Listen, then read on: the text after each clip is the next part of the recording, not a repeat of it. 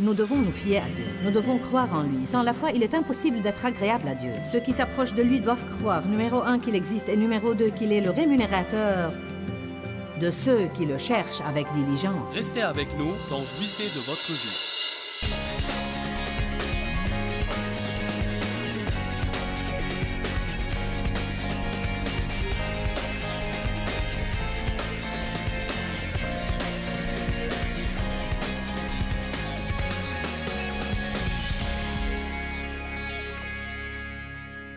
Hébreux chapitre 5, verset 12. Je vais vous lire plusieurs écritures qui sont en fait les écritures de base de cette série. Nous allons probablement les lire à plusieurs reprises pendant le week-end. Car bien qu'avec le temps vous devriez être devenus des maîtres, vous avez en fait besoin qu'on vous enseigne à nouveau les éléments de base de la parole de Dieu.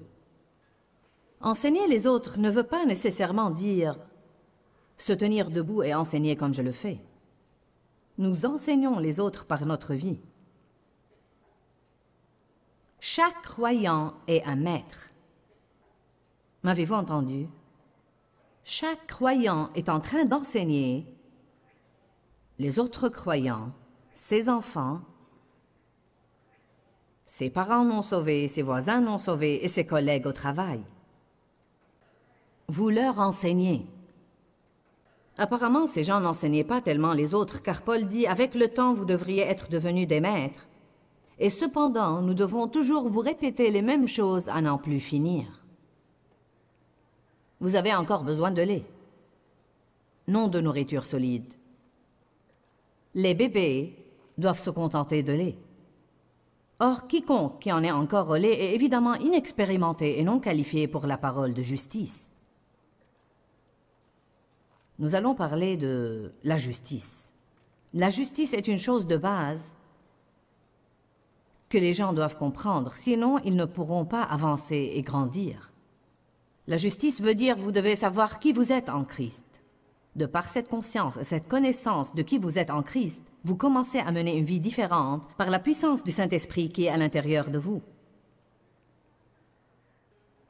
Le verset 14 dit « Mais la nourriture solide est pour les adultes, pour ceux dont les sens et les facultés mentales sont exercés par la pratique à discerner et à distinguer ce qui est bien de ce qui est mal. » En d'autres termes, les gens qui sont prêts pour la nourriture solide sont les gens qui savent ce qui est bien et qui savent ce qui est mal. Ils choisissent ce qui est bien et se détournent de ce qui est mal. Très simple.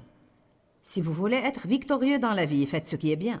Si vous voulez continuer à vivre dans le chaos, continuez à faire ce qui est mal. Nous avons une excuse pour une période de temps en raison de l'ignorance, mais une fois que nous avons appris, nous n'avons plus d'excuses. J'ai mis devant toi la vie et la mort. Choisis la vie afin que tu vives, toi et ta postérité. Chaque choix que vous faites affecte la génération que vous allez engendrer. Vous affectez les autres d'une façon ou d'une autre.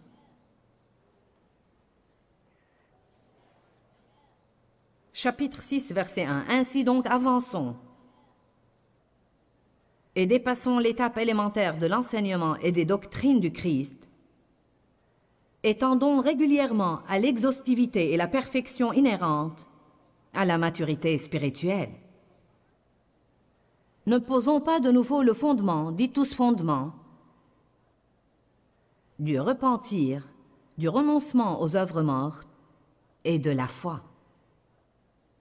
Il dit, la foi est une chose de base que nous devons absolument comprendre. Mettre notre foi en Dieu devient la base à partir de laquelle nous vivons notre vie. Tout ce que nous faisons, nous le faisons par la foi. C'est incroyable ce que nous pouvons dériver et ne plus aborder la vie avec une attitude de foi.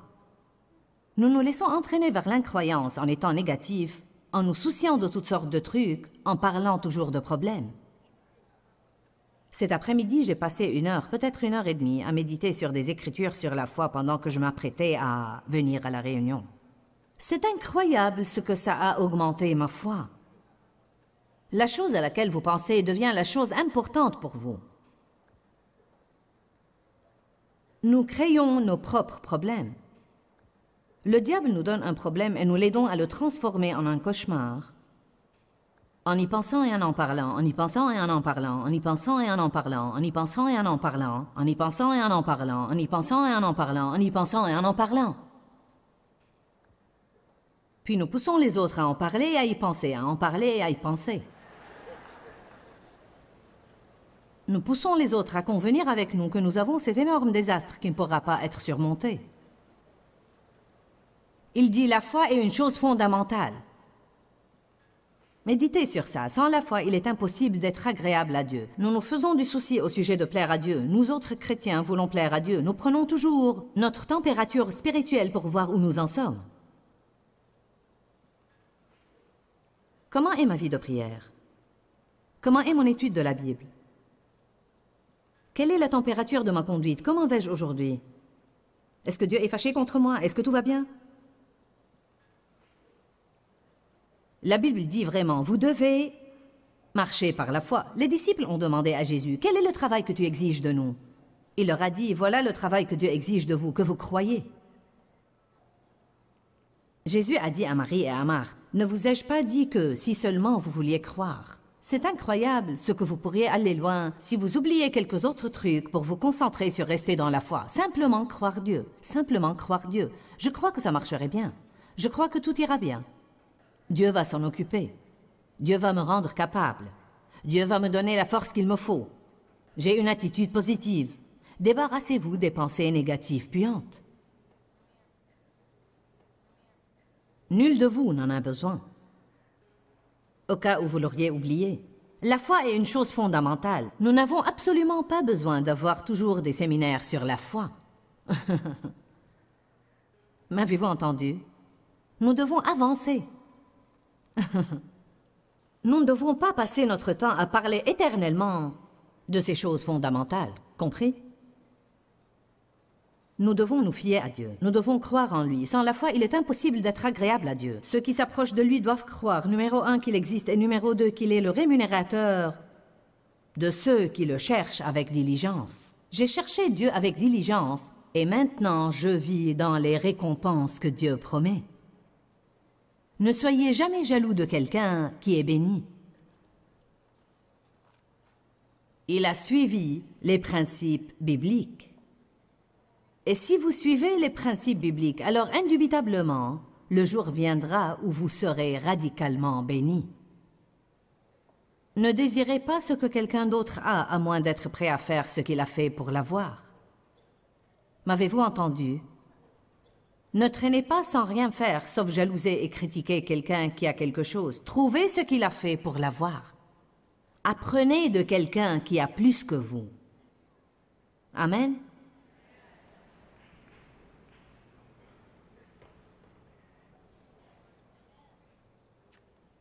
Dans Romains 14, la Bible dit « Tout ce qui n'est pas de la foi est péché ». Nous sommes sauvés par la grâce. Nous sommes remplis de l'Esprit par la foi. Nous recevons la grâce de Dieu par la foi. Foi, foi, foi, foi, foi. Il dit que c'est une chose de base. Avec des enseignements sur la purification, l'imposition des mains. Savez-vous combien de chrétiens ne croient même pas à ou ne comprennent pas l'imposition des mains?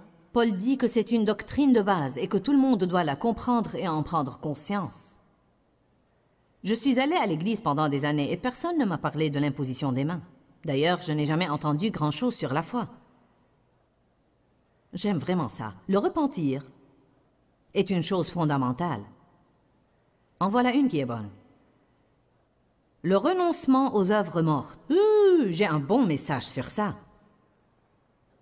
Qui sait ce que sont les œuvres mortes? C'est notre effort en essayant de faire le travail de Dieu. Ce sont toutes les choses que nous faisons et faisons qui créent la frustration et les conflits et qui ne rapportent rien. C'est quand nous essayons de résoudre nos problèmes pour les voir ensuite empirer. C'est quand nous nous fions à la chair humaine au lieu de nous fier à Dieu. Notre plan, notre idée. Nous avons un plan, ensuite nous nous fâchons contre Dieu car il ne le fait pas marcher. La résurrection des morts, le jugement et la punition éternelle, ce sont toutes des choses dont vous auriez dû être parfaitement conscient depuis très très longtemps. Si Dieu en effet le permet, nous passerons maintenant à un enseignement supérieur. Ça ne sert à rien d'avancer nulle part à moins d'être sûr d'avoir de solides fondations. L'autre jour, il m'est fortement venu à l'esprit que beaucoup de gens essayent de construire un bâtiment mais sans avoir de fondation. Ce qui arrive à un croyant qui commence sa marche avec Dieu, peut-être qu'il a été amené par un croyant mûr. Savez-vous ce qui lui arrive? Tout de suite, il pense qu'il doit être là où cette personne est. Il essaye de s'insérer là où le croyant est et de continuer à partir de là. Beaucoup d'eux sont frustrés durant toute leur marche avec Dieu car ils n'ont pas de fondation solide dans leur vie. Si vous menez quelqu'un au Seigneur, vous devez avoir plusieurs choses que vous pouvez lui donner progressivement et avec le temps et qui soient des choses fondamentales qu'il devrait connaître le sang de Jésus, la puissance dans son nom, la Trinité,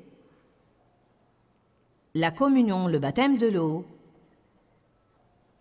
la justice, la foi. Se fier à Dieu est une chose fondamentale. Si nous ne nous fions pas à Dieu, comment pouvoir continuer? Comment puis-je sortir de la barque et m'attendre à ce que Dieu fasse des choses si je ne me fie pas à lui? Nous devons nous fier à Dieu. Nous devons devenir comme un petit enfant et nous fier à Dieu. Des choses de base. Tout doit avoir des fondations. Maison, immeuble de bureau, même une cabane à outils dans le jardin doit avoir des fondations. Savez-vous ce qui est intéressant? Personne ne s'intéresse aux fondations. Quand nous avons bâti notre première maison, nous en étions si excités et si fiers. Nous avons bâti notre seconde maison et nous en étions si excités. C'est la 3e fois que nous déménageons et c'est là que nous nous arrêtons. J'ai l'intention de mourir dans cette maison. Amen. Je me rappelle combien nous étions excités. Quand vous en êtes au point où il y a quelque chose à montrer, vous voulez inviter vos amis à venir le voir. Mais vous savez quoi? Je n'ai jamais invité personne pour voir les fondations.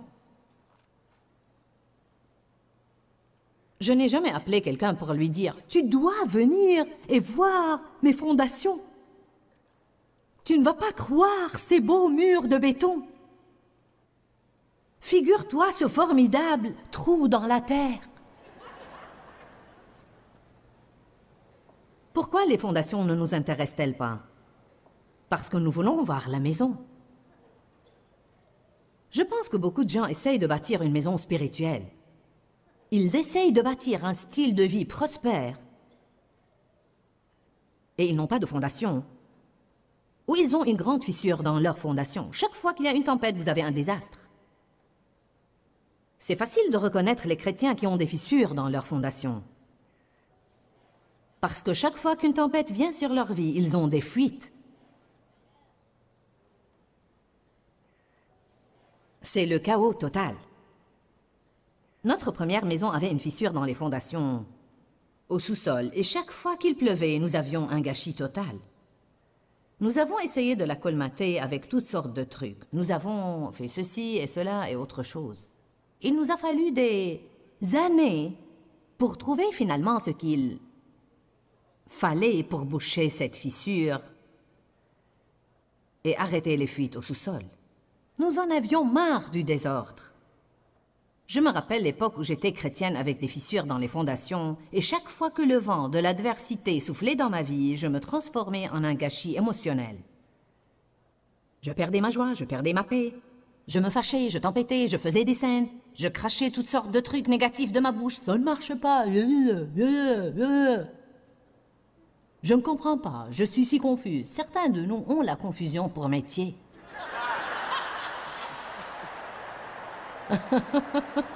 Comment vas-tu aujourd'hui, confus?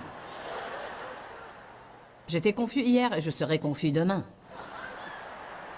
Savez-vous pourquoi nous devenons confus? Parce que nous ne marchons pas par cette simple foi. Nous essayons toujours de comprendre quelque chose.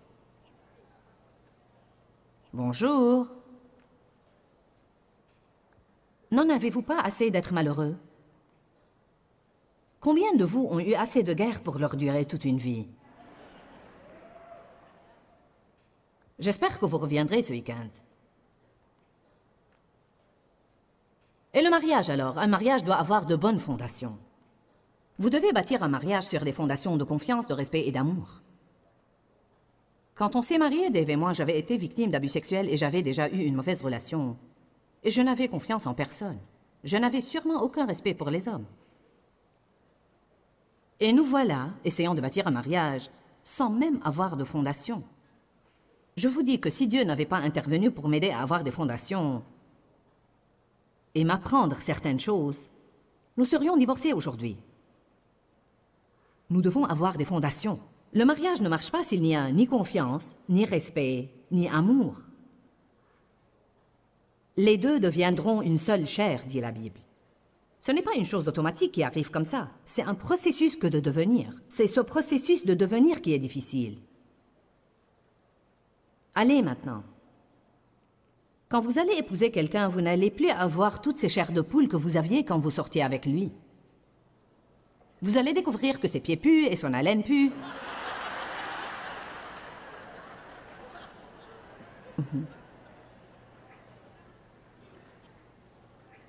Il vaut mieux que je m'arrête là.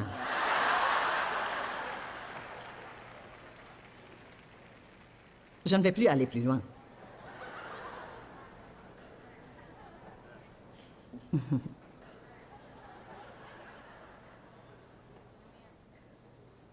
Une église a besoin de fondations solides. Tant d'églises sont bâties sur de mauvais motifs.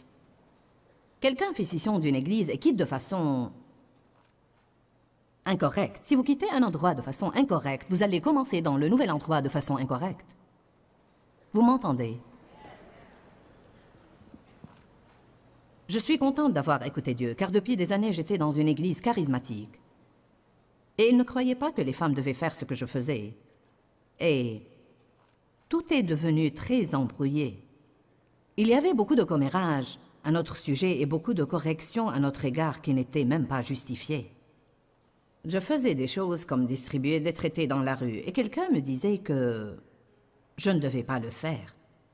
Et j'aimais Dieu, et j'essayais de servir Dieu et faire ce que je sentais être bien. Et Dieu m'avait appelé à enseigner, et je conduisais une étude biblique.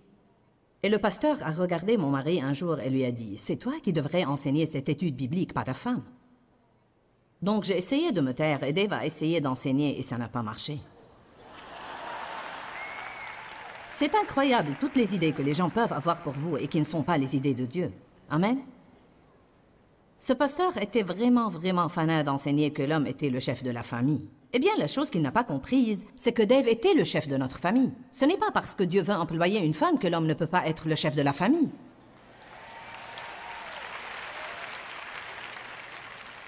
Je pense que l'homme qui empêche sa femme de servir Dieu et se sent toujours homme n'est qu'un mollasson et un faible. Alléluia. Dave n'est pas menacé par ce que je fais. Il est fier de moi. La Bible dit dans Proverbes que cette femme était une si bonne épouse et si célèbre que son mari était considéré aux portes à cause de sa femme vertueuse. Eh bien, Amen.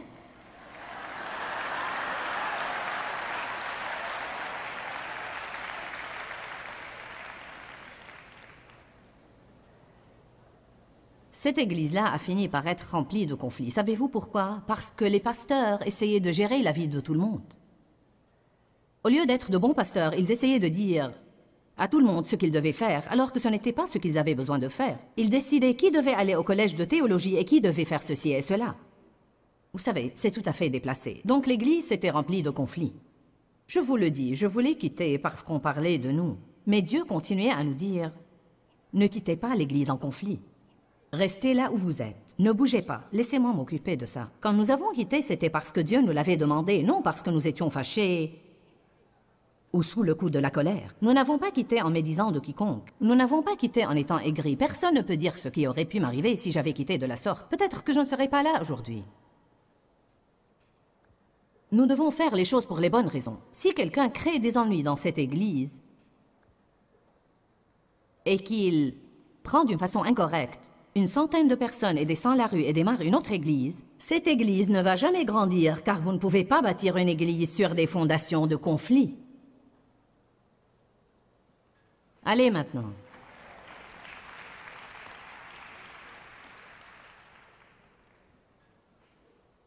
Une église ou un mariage bâti sur des fondations fissurées ne tiendront pas. Un ministère bâti sur des fondations fissurées ne tiendra pas. Parfois, nous avons ce que j'appelle les ministères étoiles filantes. Ces personnes, et surtout parfois des personnes qui ont des dons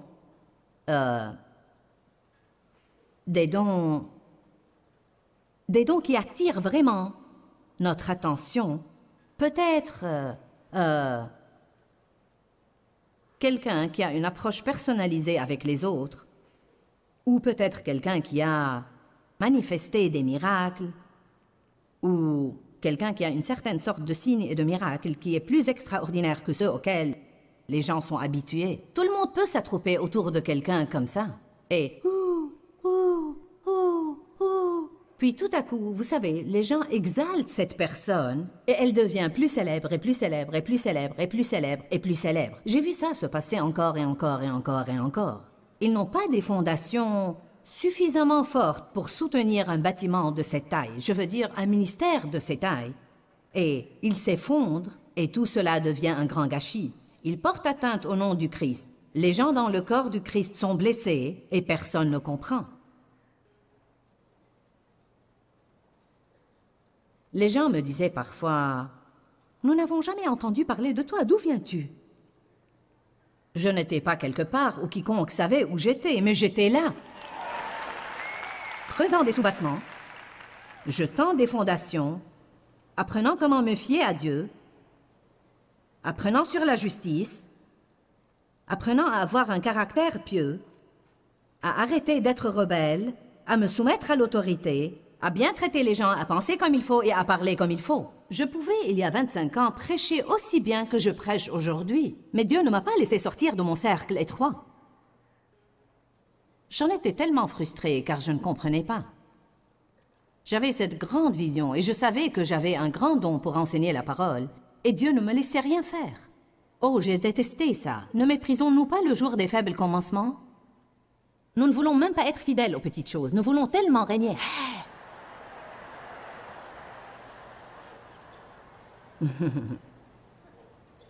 Je voulais écrire des lettres aux gens et leur dire comment j'ai été appelée afin qu'ils veuillent m'avoir dans leur église et tous ces trucs. Je ne suis arrivée à rien, nulle part. J'ai essayé de passer à la télé. En 6 mois, j'ai reçu une lettre. En 6 mois, j'ai reçu une lettre. Allez savoir pourquoi j'ai essayé d'avoir un talk-show. C'était de la blague. J'amenais mes petits invités là et je posais une question, puis je répondais à ma propre question. Ils n'arrivaient jamais à parler. Donc, durant le programme de 30 minutes, mes invités me regardaient enseigner. Car je suis enseignante.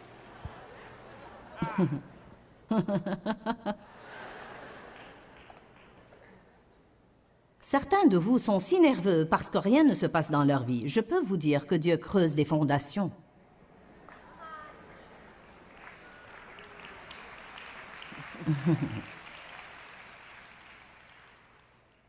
Si quelqu'un vous demande où vous en êtes spirituellement, dites-lui la vérité, je suis aux fondations. Comment vont les choses? Nous réparons les fissures en ce moment.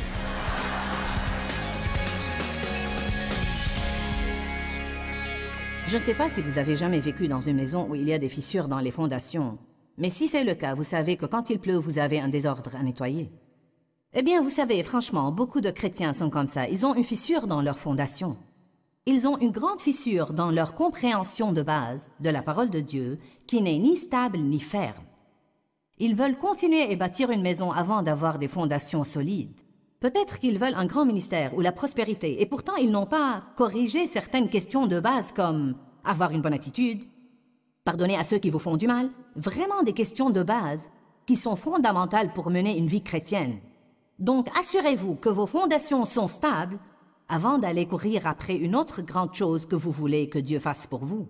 Si vous avez des fondations solides, Dieu peut vous bénir plus que vous ne l'auriez jamais espéré. Quand, Seigneur, quand? Dans ce livret, Joyce Meyer vous apprend à faire confiance au temps de Dieu. Pour obtenir ce livret gratuitement, écrivez-nous à Joyce Meyer, boîte postale 40095-6300, Larnaca, Chypre. Ou bien visitez notre site web www.joycemeyer.org/fr.